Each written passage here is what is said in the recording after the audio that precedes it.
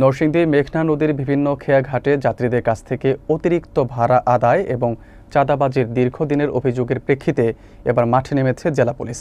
অতিরিক্ত ভাড়া আদায়কারী, ইজারাদার ও চাঁদাবাজদের চক্রের বিরুদ্ধে কঠোর অভিযান পরিচালনা করেছেন জেলা পুলিশের সহকারী পুলিশ সুপার শামীম আনোয়ার।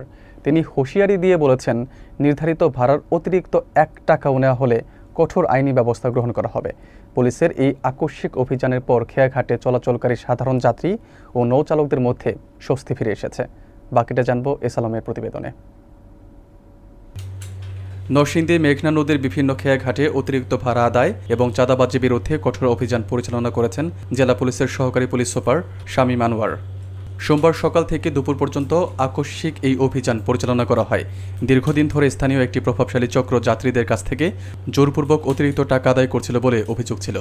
অভিযানের সময় সহকারী পুলিশ সুপার শামীম আনোয়ার ইজারাদার এবং চাঁদাবাজ চক্রকে সতর্ক করে বলেন, নির্ধারিত ইজারার টাকার বাইরে 1 টাকাও বেশি নেওয়া হলে জড়িতদের বিরুদ্ধে কঠোর আইনি ব্যবস্থা গ্রহণ করা হবে এবং কোনো ছাড় দেওয়া হবে না।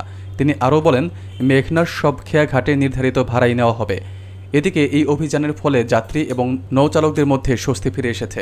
সাধারণ যাত্রীরা পুলিশের এই উদ্যোগকে স্বাগত জানিয়েছেন এবং ভবিষ্যতে খেয়াঘাটে নিয়মিত নজরদারির দাবিও জানিয়েছেন। লেখা আছে কত টাকা করে নেওয়া? 6 টাকা আছে স্যার, এটা আমরা চাটা উঠাইছি। আবার পার হইয়া দুইজন মানুষ আইলে আবার যাইলে 30 টা দিলেও মানে না, এর মাঝে যাবো এটিয়া তোলে। আমি নিজে কিছুদিন আগে পার হইছি, 30 টা দিছি, আমার লগায় কার্য করতো।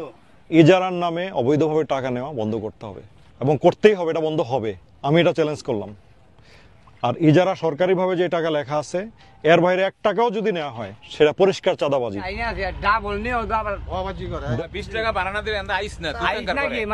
ওইটা তো সে কিনে নেন, নদীটা কি তার?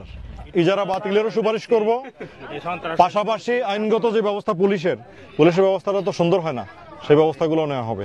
ঠিক আছে, আপনারা যান। তাহলে আমি যেটা বলি কথাটা রাখার চেষ্টা করি। এখানে আমি বলছি এটা বন্ধ হবে, আমি বন্ধ করেই ছাড়বো।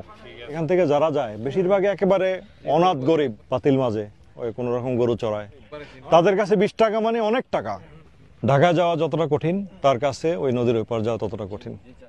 আমরা সবাই মিলে যদি ন্যায়ের পথে আমরা থাকি, কারো ক্ষমতা নাই নিয়মের বাইরে যে কিছু করবে, কারো সাহস নাই। হাজার হাজার মানুষ অভিশাপ দেয়, ওই যে নৌকা চালাচ্ছে, ওই যে রিক্সাওয়ালা ভাইরা রিক্সা চালাচ্ছে, দিন চলতেছে। তো আপনি রিক্সা চালান, নাহলে মাটি কাটেন, কামলা দেন, এই গরিবের উপর অত্যাচার করে কেন আপনার পেট চালাতে হবে? আমার কানে যদি এই কথাটা আসে যে কারো কাছ থেকে বেশি টাকা নেওয়া হয়েছে, পরিণাম খুব খারাপ হবে। সিম্পলি সবই জানেন আপনারা, না জানার কিছু নাই। আপনার কোনো লোক কি কাগজপত্র নিয়ে ঘাটে আসতে পারবে? এখন আমি কাগজপত্র চেক করব, সে যদি এখানে না আসে আমি কিভাবে নিতে হয় আমি কিন্তু জানি সবকিছুই। বুক ভরা সাহস রাখবেন, হায়াত মওতের মালিক আল্লাহ। কেমন? ঠিক আছে, ভালো থাকেন। আসসালামু আলাইকুম।